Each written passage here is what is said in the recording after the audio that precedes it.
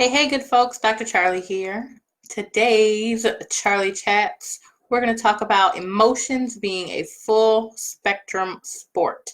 But first, let's go ahead and take our 3 deep breaths to gather ourselves here together. Ready?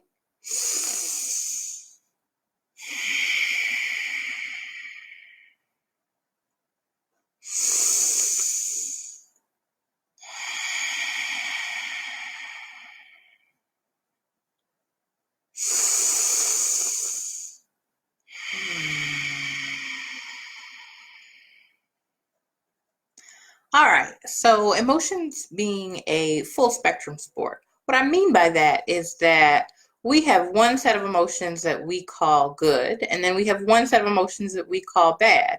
And I want to point out that good and bad are always human value judgments. They're always things that we as humans are ascribing to give something meaning, and we're filtering that through everything that we know or we think to be true about ourselves and the world.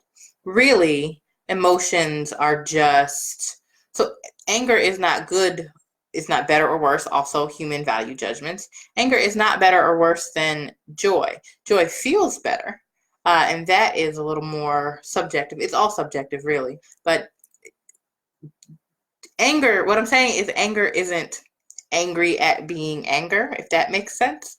Anger doesn't feel some sort of way. Anger just is. It's one of all of the emotions that run on this spectrum where we can figure out where we are on the spectrum, and they're not, one emotion is not better or worse than another emotion.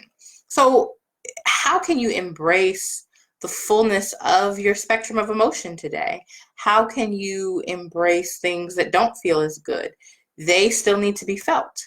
And the things that do feel good, the things that feel wonderful, joy, love, all of those emotions, ones that we might normally label good, they are as meaningful and sometimes a little more subtle.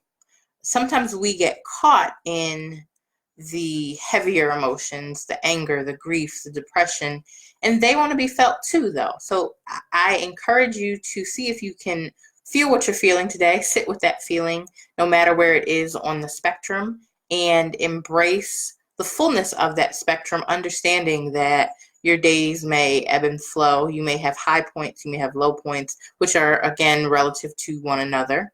We don't know that the sun is light until we've been in the new moon with no light, with darkness, until we understand things as duality. And I encourage you to understand duality as really a spectrum of things, that one end is not better or worse than the other end or anything in between.